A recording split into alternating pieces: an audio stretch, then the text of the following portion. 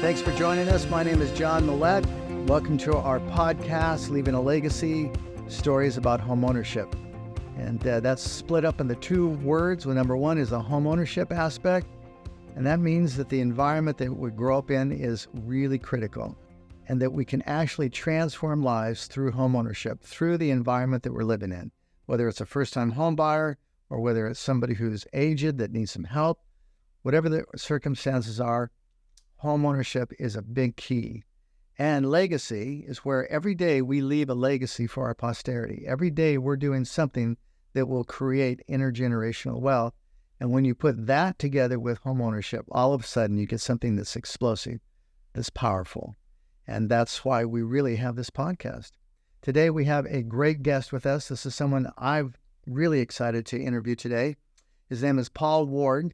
Paul specializes in equestrian properties, ranches, orchards. He is with Keller Williams in Camarillo. He's been in the industry about 20 years. He even also does his own podcast. The guy is really amazing, has some very good stories and great expertise. So, Paul, thanks for joining us. Thank you, John. Great to be here. Great to have you here today. Absolutely. All right. So, it's 2023. Inventory levels are down by 40 or 50%. Yep. You know, I read a survey that showed that originations were down huge, over 50%, just a massive amount. And what are you doing right now to be successful for those real estate professionals that are listening in? And what do you think is the key right now to having sustainability? Well, I think for me, it's been consistency, right?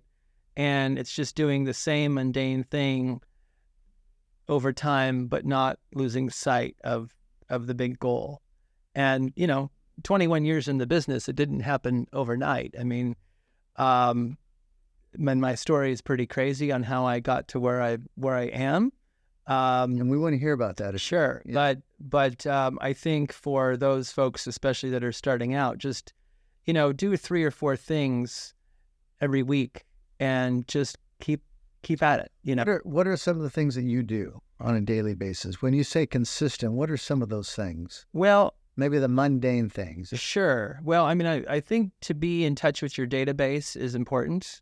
Whether that's reaching out to them quarterly through a phone call, of course, is important, but also too, this podcast, right? You're reaching out to your database and to a larger audience. Yeah.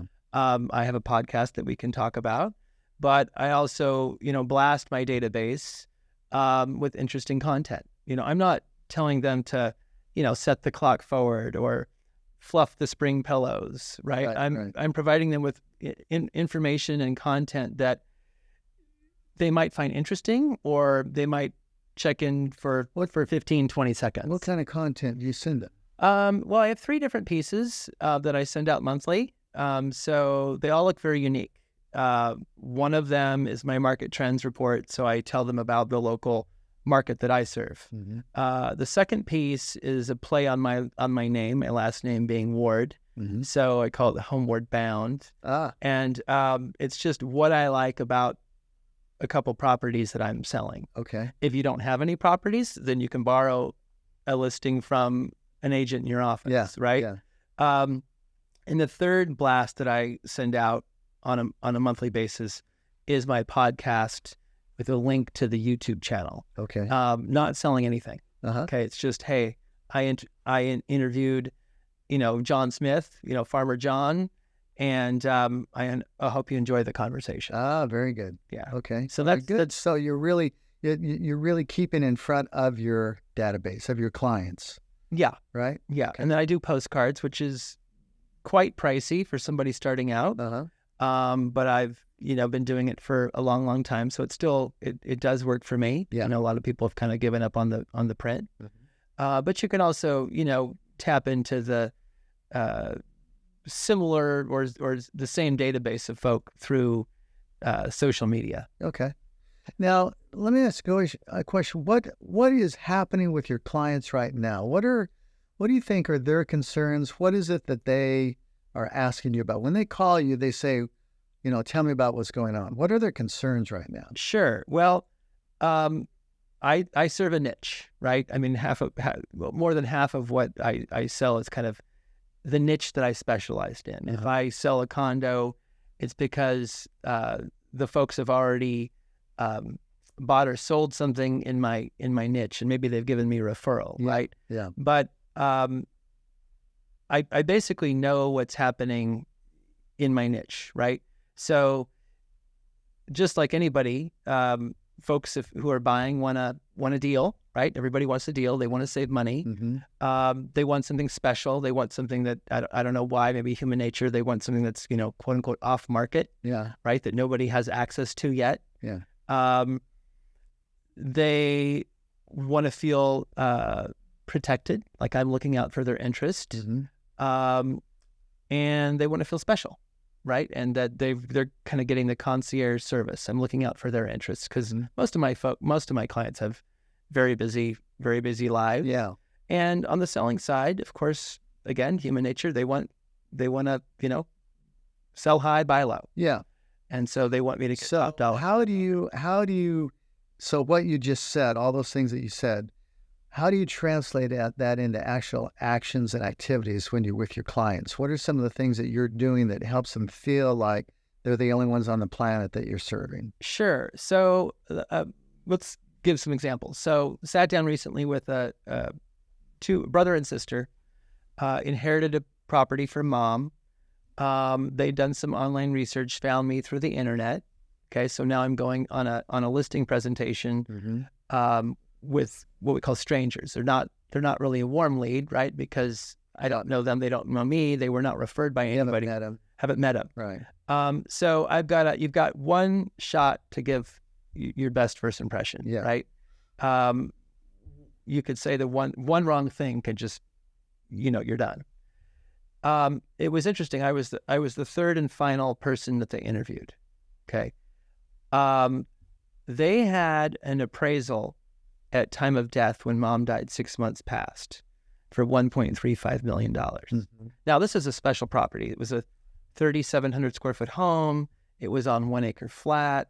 It had a granny flat with a full kitchen and handicap bath attached to the house, part of the 3,700 square feet. And then above a 3-car garage, it had another big bonus room / with full bath, easily be a little junior ADU or a little studio apartment. So essentially there were 3 separate living places on this property. Quiet little corner out in the country. And I said, 1.35. I said, that's a crime. I mean, like, that's just criminal because if they had sold that for that price, they would be, you just mentioned legacy. They would be, giving away a piece of their parents, a piece of their inheritance, something that their parents had created for them, right? And I said, without hesitation, I said $1.8 million. Okay, so $1.35 million to $1.8 million. Now it's a tall order. It's a $450,000 jump. So they like that, right? Your job is to sell your client's property for the most money possible. But I couldn't. I said that with confidence, right? I knew my market. I knew my niche. If this property had been, 25 miles away, I would not have had that confidence, right? I would have had to have a different strategy. Now let me stop here because that's really interesting because you, at that point, I wouldn't imagine that there's a lot of comparables for a property like that. None. Right. None. All right. So there's no comparables. None. Right. Right. So that's an indictment of the status quo when we say, hey, everybody else is saying 1.3, and somebody who actually knows the property, knows the area, comes in and says, no, it should be 1.8. Yeah. So now that is really huge because at that point, somebody could be saying, well, you just want the higher price so you can get the listing, right? Because that's the biggest mistake that listing agents make. Yes. But the reality is that you knew the market. And you said, no, it's 1.8. Well, do you have any comparables? No. Well, how do you know? I know the market. I've been here the last 20 years. And I could explain why it's 1.8, right?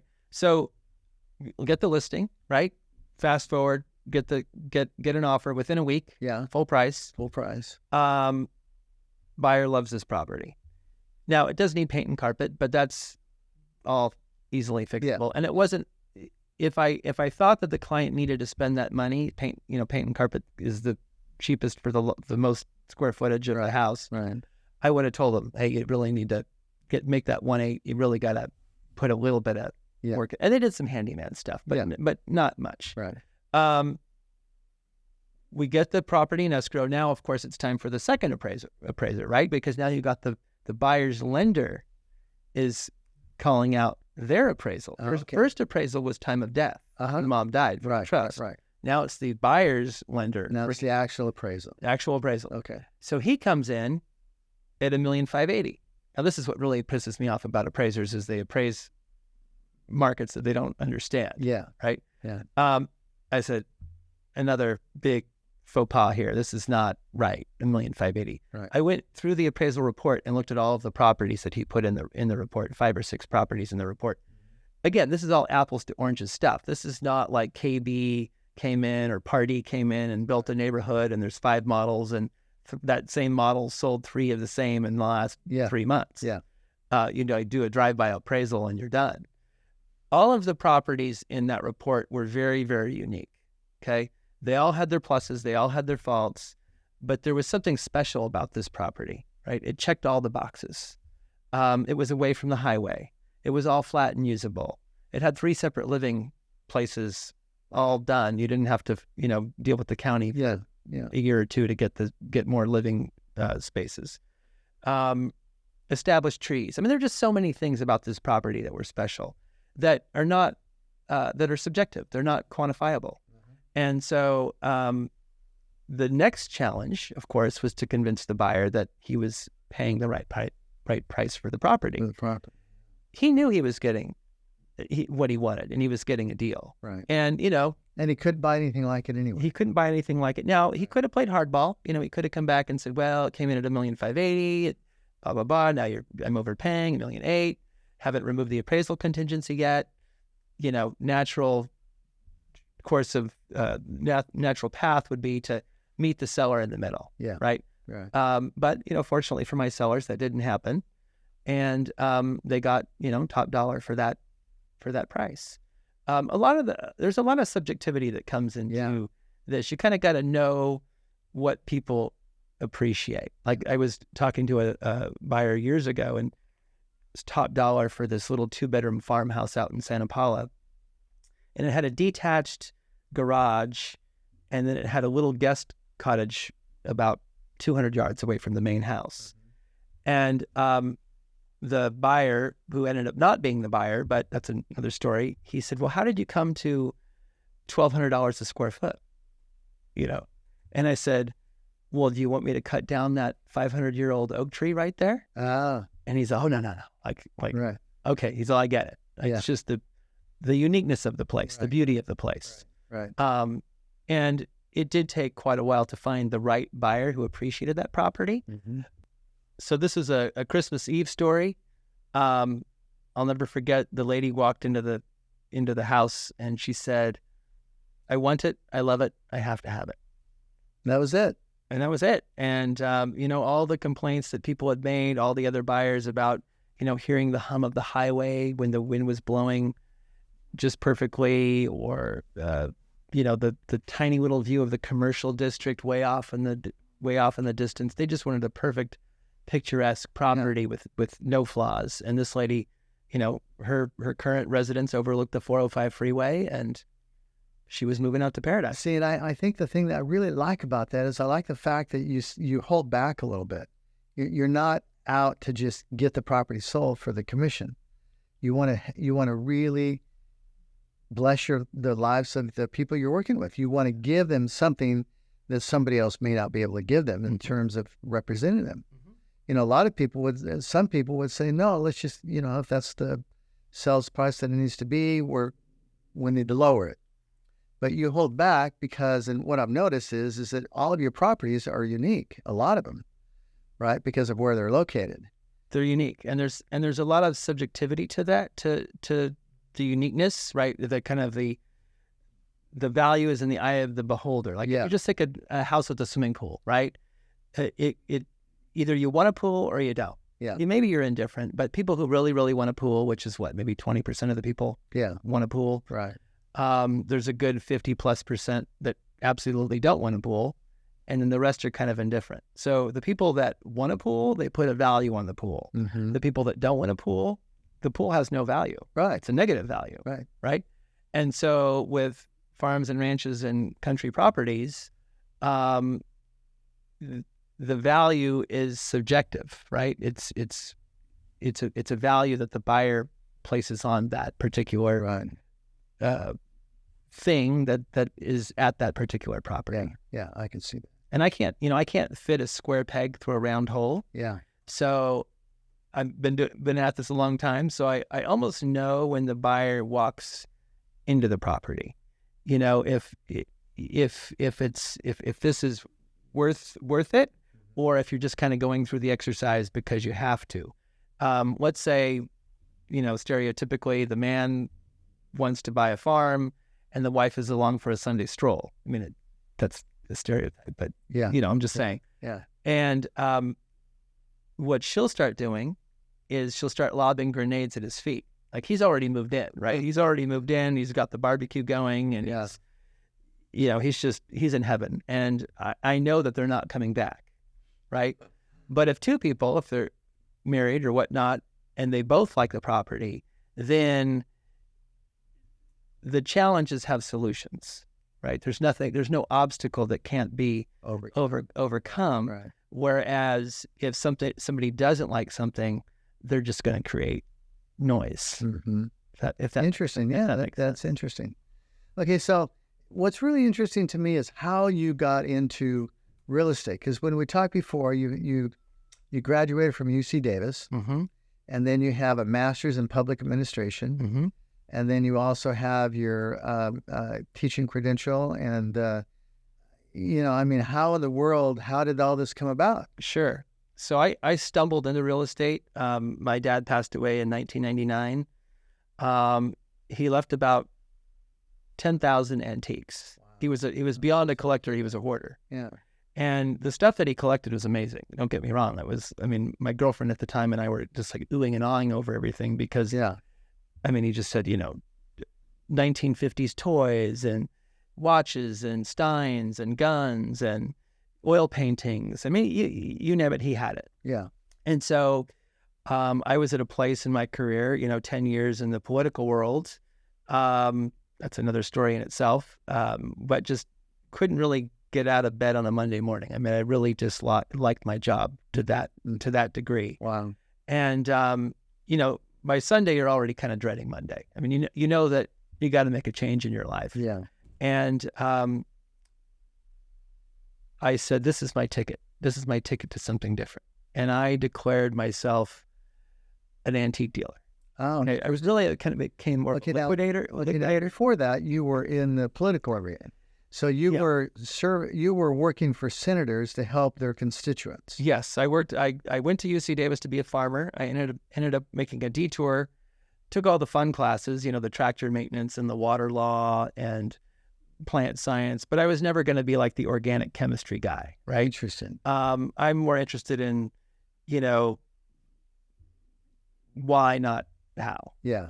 And so I took the fun classes, but I ended up with a degree in political science. So you ended up with expertise in farming, and you didn't quite know how you're going to use that. Correct. It's just something that you had a passion for. Correct. And there were some history classes that were kind of agrarian oriented. Mm-hmm. I mean, I think only UC Davis probably offers these classes or did back in the day. Yeah, right. I mean, just kind of real esoteric stuff, but I just loved it. I mean, I thought it was the greatest stuff.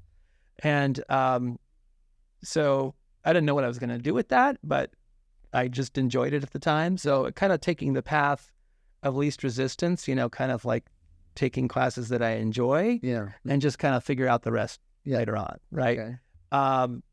So I just by the stroke of luck, I got a job with the legislature, and I had applied for a fellowship, and I don't know how few positions there are every year, but it's less than 100 and thousands. Why did you apply for a fellowship? Well, I just thought that, with the degree in political science, that I should be working in government or in politics or something.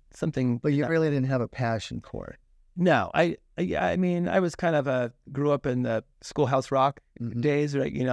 I'm just a bill on Capitol Hill. So I like the classes and history, but getting in the mud and mudslinging and the real dirtiness of politics, no, that was just not me. Interesting. Not me at all. Interesting. So I'm really interested because it would seem like the skills that you learned during there came in very handy as a real estate professional. Yeah. And maybe we can talk about that a little bit because, I mean, that is huge, right? So the thing that gets me, that's really interesting to me, that gives me a lot of juice, is that when I interview real estate professionals as well as homeowners and first-time home buyers and things like that, the thing that I find about real estate professionals is they don't graduate from college wanting to be a real estate professional. No. Right? No. And so it's always interesting to me not only how they ended up there, but what's fascinating to me is what they bring to the table, right? And a lot of times their clients that they service have no idea of the capability. I mean, they're like, they see this real estate professional and they do, okay, regular guy or gal, when in reality it's some ninja that's got these capabilities that are unbelievable. Right. So here we have an individual that went to UC Davis, took a bunch of classes in farming, was in the political arena, so obviously there's the capability to know how to negotiate, right? Know how to figure out to get to the problem, how to be able to problem solve, right? So then I can see the progression that's being made here. So the next step, so after you got done with the political, when you're really tired of it, you're ready to quit, right? Yep. And that was because, from what we talked about earlier, they were micromanaging you. Yes. So I worked, I got to back up a little bit. So I worked for the legislature for 5 years for two different California senators out of Sacramento. And I was working in their district offices. I was not working in Sacramento, but I was in the field, okay, helping constituents and doing a lot of events. And then went to the Chamber of Commerce world for 5 years, which is still political. I was running their government affairs programs and running their political action committees and endorsing candidates for elected office, and so running that whole show for 5 years. And so, but there was another voice in my head that was calling, and my dad passing, and then actually my great uncle and my grandmother also passing within a 2-year window.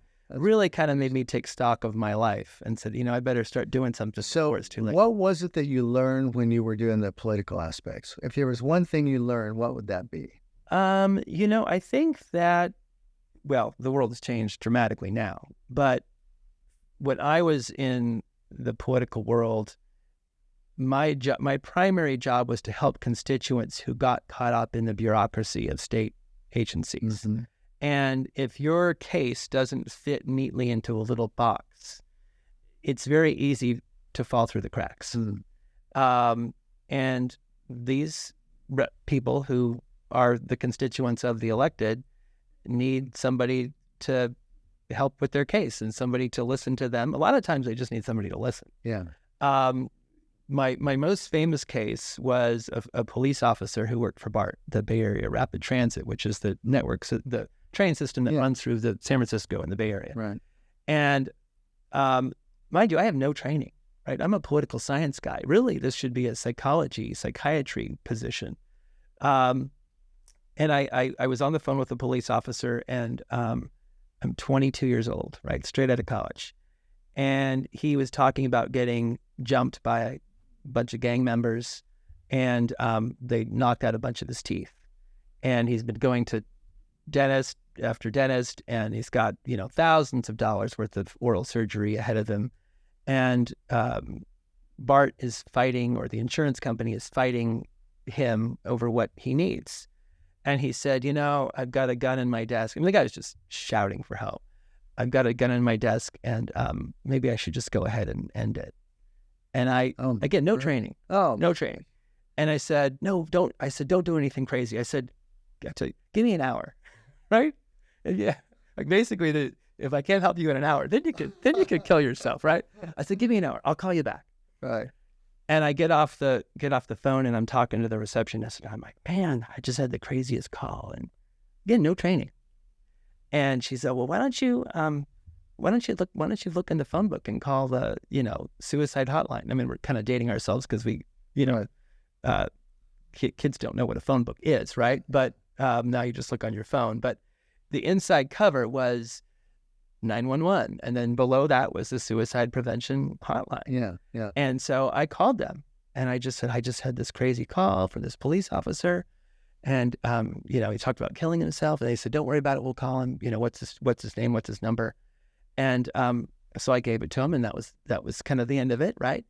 A month goes by, maybe 2 months go by. I get a call from a psychiatrist not too far away, and he was calling to thank me, but also he wanted the senator to know that after I got off the phone with him, he took the gun out of his desk, put it in his mouth, pulled the trigger, and the safety was on.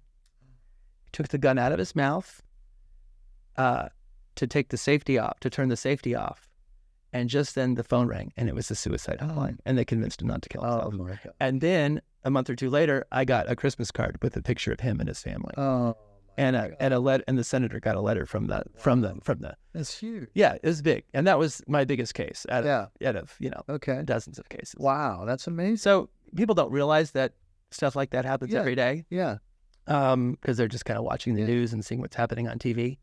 But it was a life changing. Yeah, it was life changing. Yeah. How was it life changing for you? What did it? Well, first, not really being trained, and the police are there to serve and protect, right? And here I am, 22 years old, and here I am in a position to just care, just make a simple call. Mm-hmm. And it changed this gentleman's life and his wife and his kids. And so there were stories like that. I mean, people who were trying to get, I remember another case, a woman was trying to get child support from her boyfriend who worked at San Quentin, the famous prison. Mm-hmm. And, she could not get the prison to own up to admitting that the child support paperwork had been served to him, like this guards were kind of protecting each other, right? Yeah. This kind of culture of the prisons. And so I went to court with her and said to the judge, I'd been on the phone with the prison and trying to get this woman's paperwork, served to her boyfriend. And the prison was there at this hearing. And they said, well, Judge, we've been so busy getting ready for the big execution, and we're not quite sure. This is back when California still had the death penalty, right? And he's all, I've heard enough, go back in my chambers, call the prison right now, and, see that the paperwork got to where it needed to get. So just kind of stuff like that, a lot of crazy cases. Okay. So after that, so then you got into the antique business. Yeah. So my dad passed away, leaving about 10,000 antiques, and, his politics is draining, or just even constituent services. Yeah. And I thought this is a ticket to a new direction. Right. And I never thought about sales, right? Never crossed my mind in a million years. And it was really an opportunity not to be an antique dealer, because I didn't care about that. It was an opportunity to learn more about my dad, who I had seen in the last maybe 5 years of his life, but I had gone 8 years without talking to him. Oh, and I wanted to get to know him better before he died. So we rekindled that relationship, got to know him as best as what's going to happen. Mm-hmm. And then this was an even bigger opportunity to learn why he did what he did. And I learned about, how he collected, why he collected, his passion for collecting, how he became a hoarder. And then I got to meet all the crazy collectors and all the crazy dealers who he knew. So I learned even more about him. And then after about a year of that, doing shows, it was doing Hillsborough Show, the Danville Street Fair, and I had a mentor. I said, okay, it's time to liquidate and get serious. Yeah. And so I called all the crazy collectors and liquidated the collection, except for about 200 pieces that I still have. Yeah. And some really cool stuff that I still have. And I never had thought in a million years about sales. And I thought, I'm never going back to politics. I'm never going back to a cubicle. What could I do that I would enjoy? And I thought, it's something in sales. And my girlfriend at the time and I were watching a lot of HGTV, right? Uh-huh. show somebody 3 houses in 30 minutes. They buy one of the 3, right? How hard could that be? You know, how hard could real estate really be, right? And so I thought, that's it. That's my ticket. I'll be a realtor. And then I thought, well, God, I could live anywhere. I mean, my girlfriend and I broke up. I thought, I'm going to go back to Ventura County, where I had my fondest memories as a kid working on my grandparents' farm, ranch. I mean, remember, I went to UC Davis to be a farmer. Yeah. And I thought, I'll just, live where I've got some, family, extended family. And even though I grew up in the Bay Area, had family here and good friends. And so I'm just going to make a new life for me in real estate in this new community. And then you want to know the definition of insanity. Now, a couple months later, I've quit my cushy chamber job where I had, medical, dental, vision, vacation. Now I'm walking door to door with notepads and pens and little tchotchkes, and I'm ringing doors with the Santa Claus hat on my head, asking people if they want to sell their home. Oh my God. That is the definition of insanity. Yeah, it's crazy. That's crazy. That's dedication. Yeah. Okay, so how did you get into the thing that's interesting to me is that you started in farming. You didn't really know why, but you did. Right. Now all of a sudden you're back when you start in properties that you're selling. Right. No, they're all farm related. Well, they weren't. In the beginning, they were not. And then a top agent in town said, you really should be out selling the country properties given my background. Yeah. Okay, so I was trying to do the bread and butter and the residential that everybody does, right? But somebody suggested that I go out into the country and do that. So I bought a domain name that wasn't my name, right? I mean, who cares about paulward.com? So the internet was new, right? Yeah. Bought a domain name that was to the territory that I wanted. Right. And I started doing mailers, and it looked unique. It wasn't just a typical flyer. It looked unique. And so then I started borrowing other agents' listings to put on the card, even though they weren't farms and ranches. The card kind of had a feel to it. Yeah. And so a little old lady. Now, it wasn't instant. Remember, I'm still walking. I'm now a substitute teacher. The $100 a day that I'm making as a sub is feeding my Zillow addiction. I could talk to you about that. But I'm as often as I can mailing out postcards to this area that I want to break into. Yeah. And the cost of postcards now is skyrocketed, but it's still part of my overall marketing budget that I still have today. And a little old lady who had 20 acres called me and said, "Yeah, my husband passed away. I want to sell my farm, and I want to buy in a retirement community." So I helped her sell, and then I helped her buy. And it was just, people said, "Well, Paul, how'd you get this listing?" It's like, well, got it off a postcard, right? But it was kind of like fake it till you make it. Yeah. Right? And so it was my first big listing. So what would you say makes you different from other real estate professionals? Well, I think... Why would a client call you and want to work with you? Sure. And you made a comment earlier when you said, I'm not really a salesman.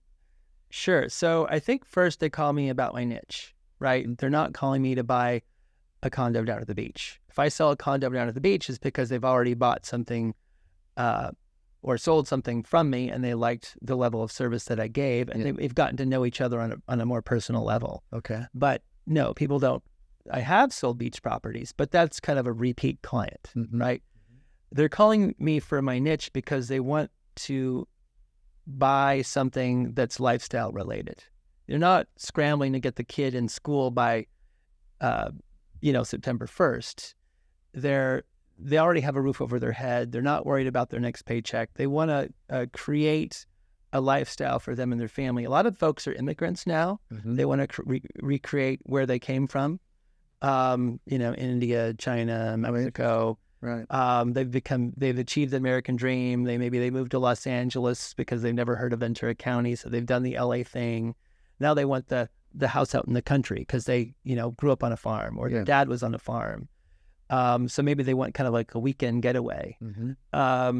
So they're kind of buying a lifestyle. And they're very particular, right? It's not something that they're going to have. They're not buying instantly, right? It's a many months or even a year, multi-year process to find the right So property. you've really got to be patient with it. Yeah. You're not going to get a paycheck right away. No. And then, I mean, the transaction. Did that frustrate you though? I'm a patient person. Okay. But you always got to keep grinding, and you always have to have something in the pipeline. Yeah. Right. Yeah. So the escrow that I'm closing next week, if I look back to when I first met these folks, it was, and it's a listing, so I'm representing the seller in this particular transaction, but I met them over 5 years ago. Wow. Yeah, over. Now, see, that's really cool because I love it for the fact that you're patient enough on both sides, for the buyer standpoint and for the seller standpoint. Yes. It's okay. Yes. Take your time. We'll do it when it's right. Yes. You can't push any. You really can't push these folks. And Yeah. and there, you just eliminate the trust immediately. I'm not a salesperson. Yeah. Right. I'm a consultant. Right. I'm looking out for their best interest, just as if I was looking out for myself. Mm-hmm. And I think one of the things that folks appreciate is my candor. Right. I'll call them and say, well, I don't think. Or they'll call me and they'll want to know about the market. And I'll say, well, I don't really think the time is right to sell. I think you should wait at least 6 months or even a year. It's like the opposite of what a realtor would say. I was like, a realtor would be clamoring, I'll come over tomorrow and we'll list tomorrow. No, it's like, hey, what is in your client's best interest? Right. On the buying side, if they call me and say, hey, I want to go look at 123 Banana Street, I might say, well, you really don't want to look at that property because, X, Y, and Z. Uh-huh. These are the reasons why it's a waste of your time. I don't want to waste my time, but I also don't want to waste your time. So they appreciate that. I'll call you when. And also, doesn't it take a little bit of effort to show these properties? I mean, it's not just going to a house. Oh yeah, no, it's not. You can't throw a lockbox on them. Yeah. You gotta be there. You gotta show the property lines and the easements and all about the water, and maybe they require a 4-wheel drive, stomping around in the mud and, getting a little squirrely in your car. And, your car's going to be dusty and dirty after it's showing. And you got to get there, it's 10 minutes, 30 minutes, 45 minutes to get there, spend time on the property, and then drive back. So it could be anywhere from a 2-hour event to a 4-hour. See, that's amazing because I mean that's a different style of being. It's a different style of selling, not really selling, but showing real estate. I mean, it takes time, it takes effort, hundreds of hours in invested in each property. So I tell the seller that what I'm doing for you is a marathon, not a sprint. Now, if you want me to sell it to you tomorrow, I can. Let's talk pricing, range pricing. If you sell it, we put it at this price, whether it's a condo, a house, or a ranch, you put it at this price, you'll be in escrow tomorrow and you'll have multiple offers. We get a bidding war. Yeah. Put it at this price, kind of a mid-level price, you'll get an offer within, let's say 45 to 60 days, okay. Right? And then if you want to ask top dollar, right? Somebody who really has to have this property, but maybe they don't know about it yet. Yeah. Maybe they haven't even started looking yet, or they haven't told their spouse they're, quietly looking yet. Mm-hmm. That's a multi-month process, but the market will find those people. Yeah. And I'll find those people through my active social media marketing. And so we'll find those people, but they might not even know that they're looking yet. But you need to be patient. If you want top dollar, you need to be patient. But the market in the end will dictate what your property's worth. See, and that's great. I mean, because that's really telling me that your interest is in your client, not in your paycheck. Now, we all have to have paychecks. Right. But the fact that you're actually doing something to be able to create an environment to where your clients will trust you. Just yesterday, I had one of my real estate partner referrals, a real estate professional we work with. He called me and said, hey, this appraisal came in low. And the client says, because it came in low, I need to go to another lender. And they were putting down a large down payment. Mm-hmm. And, I would have loved to have done the deal, but I just said, no, you're putting down so much money. You don't have to change anything. Right. And they called back the lender, and the lender said, no, your appraisal has to be $50,000 higher. or not the appraisal. The appraisal came in 50,000 low. It was 900. The appraisal came in at 850. Gotcha. And then they said, no, your loan amount now has to be 450 instead of 400 because they were putting down a lot of money. Mm-hmm. And I said, absolutely not. And so, finally, the lender, who I will not say, I should, but I won't. Right. The lender calls back today and says, oh, you know what? We made a mistake. We can do this deal. Right. By that time, we'd already pulled credit, because this lady was insisting. Right. And I told the agent, I said, you know what?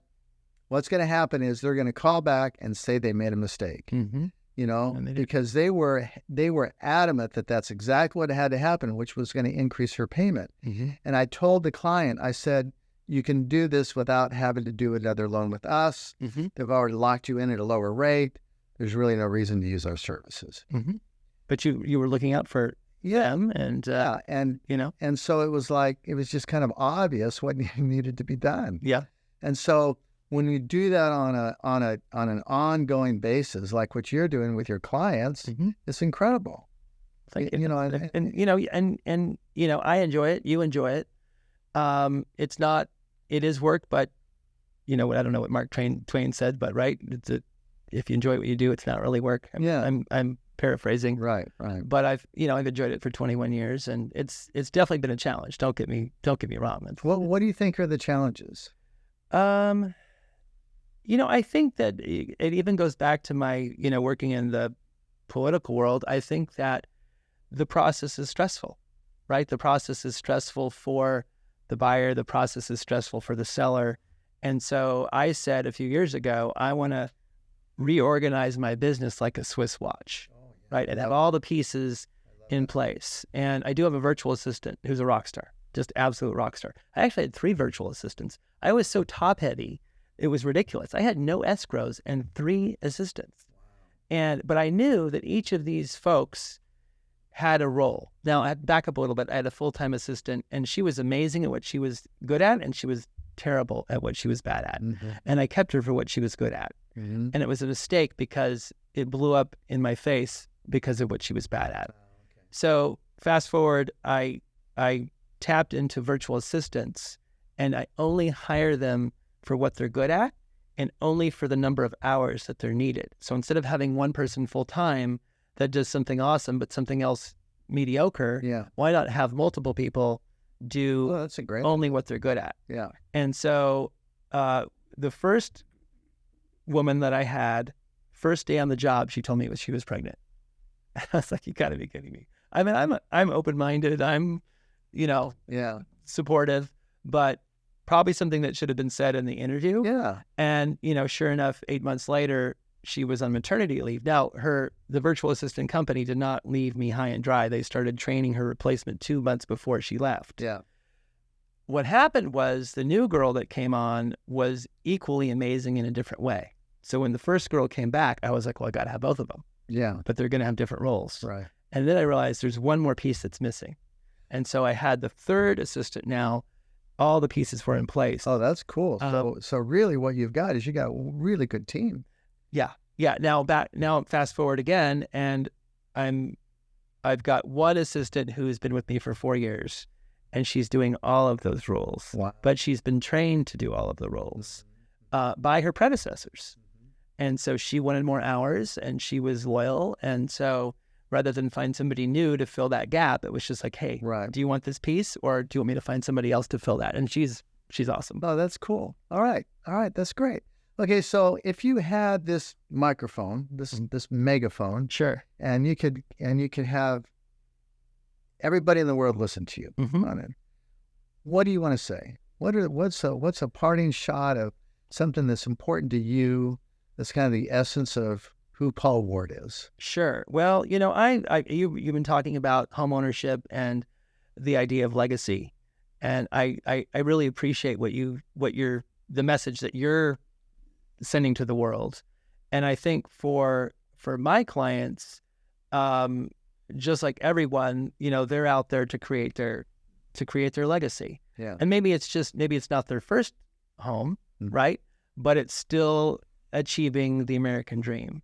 And I want to say, as challenging as things are right now out there in the world, and interest rates are rising, and just kind of the price is rising at the same time. That's an interesting paradox. That's a whole nother topic, right?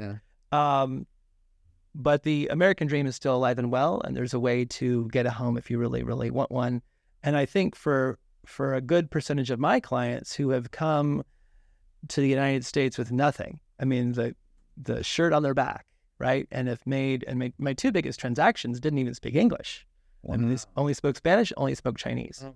And, were able to achieve the American dream. And then on top of that, they were able to buy a lifestyle property to kind of go back full circle and then recreate their childhood from wherever they came from. So there's just people out there that are doing amazing things. And, I just kind of, am thankful to God every day. But it's been an interesting journey. Yeah. And I appreciate what people are doing and the challenges that they're overcoming. But for anybody out there who, has a dream, it's absolutely, achievable. It's attainable. Yeah. All right. Well, thanks for coming. Thanks for having me, John. All right. Appreciate it. You got it. So, Sean, and I mean, I'll pick your brain for a second. Sure. Being in the mortgage world, how would you say folks should kind of persevere in hard times, especially if they've got, still have a dream to buy a home, and it's just getting that much more challenging? I would have to tell you that the last year has been brutal, especially for those who bought into it, right? And what we're about at Mainstreet Mortgage is we indict the status quo. It's an indictment to the status quo that says, no, we don't agree with that. Because homeownership is still a transformation process. It's still a sacred trust. It's something that if you take care of it, it will take care of you. The lives that I've seen changed because of people living in a home, going from a rental to a purchase, or from a home that they're living in now that they want to move into something that's better for their family, it changes their lives. And the people who don't buy into the fact that it's brutal, or they don't buy into it's really hard, right? They buy into the idea that we have an opportunity here. We have an opportunity. Rates are high. That means I have a better chance of getting my offer accepted because there are less people that want. Right? Yeah, you're not fighting with 15 other offers. That's right. And so you have a much better opportunity. And the whole concept is Freddie Mac did a survey that showed that 37% of people who rent can buy. And yet a lot of those people have no idea that that's even the case. I did not know that. And then you go to the seniors, the people who are trying to make it on a daily basis, but are having a hard time getting around in their home. Well, there's asset optimization. There's a way to be able to do that. And so it's really right now is the time to indict the status quo. It's time to say, wait a minute, I don't agree with what's being said out there. Right. I don't want to be a part of it. There are better opportunities out there. There are other ways to look at it. And you would be amazed at the people who say, I can do this. And then all of a sudden it just works. And that's what seems to happen on a continuing basis. And sometimes it's really hard to maintain that attitude. Sometimes it's tough because, sales are down. Yeah. And so, but the idea is to stay at it. That's right. So persevere. Yeah, that's right. I like that approach. There you go.